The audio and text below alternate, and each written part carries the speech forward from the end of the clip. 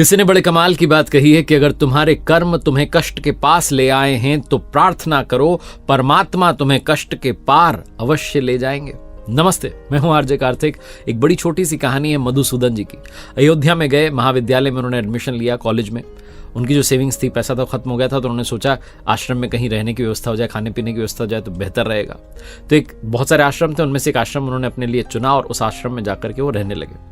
उस आश्रम के जो गुरुजी थे वो प्रतिदिन प्रवचन में एक बात कहते थे, एक चौपाई के बारे में जो है हमेशा वो उल्लेख करते थे। वो कहते थे, जेहि के जेहि पर सत्य स्नेह सोते ही मिले ही न कछु संदेह। यानी कि जिसका जिस पर स्नेह होता है, जिस बारे में हमारी इच्छा होती है, परमात्मा उस इच्छा को अवश्य पूरी करते हैं। तो मधुसूदन जी कहते थे कि ऐसा थोड़ा ना होता है कि हर प्रार्थना स्वीकार हो रही है। वो कहते हैं हाँ, हर प्रार्थना स्वीकार नहीं होती है। गुरुजी समझाते कि जो सच्चे हृदय से मांगी गई है, सच्चे भाव से मांगी गई है, जिसमें तुम्हारा हित है, परमात्मा को पता है कि जो मांग रहा है वो सही मांग रहा है, सही भाव से मांग रहा है, अवश्य मिलती है। जेहि के जेहि पर सत्य स्नेह।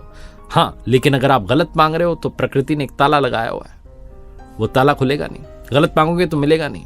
हर जो है प्रार्थना स्वीकार नहीं होती। सच्चे हृदय से, सच्चे भाव से, विनम्रता से मांगी गई प्रार्थना प्रभु सुन लेते हैं। तो ये उनके बीच में चर्चा होती रहती थी आध्यात्मिक। उन्होंने महाविद्यालय में अपनी कॉलेज में पढ़ाई पूरी की, मधुसूदन जी की फिर नौकरी लग गई, सरकारी नौकरी। लखनऊ आकर के रहने लगे। 15 साल बीत गए इस घटना को।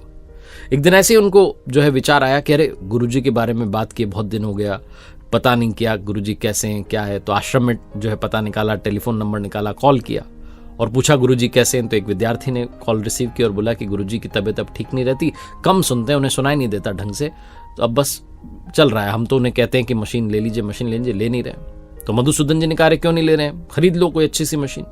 तो विद्यार्थी ने कहा, यहाँ अयोध्या में मिल नहीं रही है और अच्छी वाली मशीन लखनऊ में मिलती है, लेकिन गुरुजी कह रहे हैं कि लखनऊ से लानी नहीं है, क्योंकि आश्रम का पैसा लगेगा और आश्रम का पैसा अपनी मशीन में तो लगाना नहीं चाहते हो। कह रहे हैं कि इस पैसे का उपयोग करो, जो बच्चे आ रहे हैं उनके ठहरने में, रहने खाने की व्यवस्था में करो। मेरे कान की मशीन की कोई आवश्यकता नहीं, मुझे तो सब सुनाई दे रहा है। और कभी परमात्मा को भेजनी होगी, लखनऊ वाली अच्छी मशीन भिजवा देंगे। ये बात जो है वो अपने शिष्यों से कहते थे। मधुसूदन जी ने बात सुनी, उन्होंने कहा ठीक है, मैं कुछ करता हूँ। मधुसूदन जी उसी शाम में अपनी कॉलोनी में गए। उनके पड़ोस में एक डॉक्टर साहब रहते थे, जाकर के उनसे बात की, मशीन खरीदी। हियरिंग एड वाली जो मशीन है उसे लेकर के अगली सुबह बस में बैठ करके अयोध्या पहुंच गए। आश्रम में गए, गुरुजी के कक्ष तक पहुंचे। गुरुजी के दर्शन करते ही भाव विभोर हो गए, आंखों में आंसू आ गए कि अरे गुरुजी की तबीयत खराब है, सुनाई भी कम दे रहा है। गए तो जिस बिस्तर पर गुरुजी लेटे हुए थे, जिस पलंग पर, उसके पास में एक टेबल थी, वहां एक पर्चा रखा हुआ था।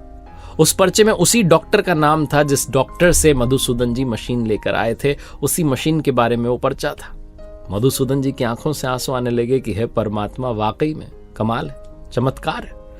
मशीन जो है गुरुजी के कान में लगाई गई और जैसे ही गुरुजी ने मशीन लगाई, सबसे पहले जो सुनाया उनको वो चौपाई थी। मधुसूदन जी ने कहा, जेहि के जेहि पर सत्य स्नेह सोते ही मिले ही न कछु संदेह।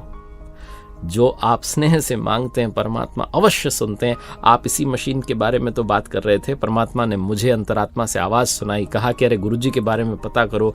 फिर पता चला तो आप लखनऊ की मशीन की प्रतीक्षा कर रहे थे। मुझे नहीं पता कि यही मशीन चाहिए थी, इन्हीं डॉक्टर साहब से चाहिए थी। वही डॉक्टर साहब मेरे पड़ोस में रहते हैं। परमात्मा का चमत्कार है, आपकी प्रार्थना का चमत्कार है। गुरुजी ने कहा, अब तो तुम्हें समझ में आ ही गया होगा कि प्रार्थना सच में काम करती है। बहुत छोटी सी कहानी है। जीवन में अगर आप सच्चे हृदय से, सच्चे भाव से मांग रहे हैं तो मांगते रहिए, प्रार्थना अवश्य स्वीकार होगी, वो सुनेगा जरूर। एक बार फिर से वही बात जो अक्सर कहता हूं, कर दिखाओ कुछ ऐसा कि दुनिया करना चाहे आपके जैसा। मेरी किताब को बहुत सारा प्यार देने के लिए धन्यवाद।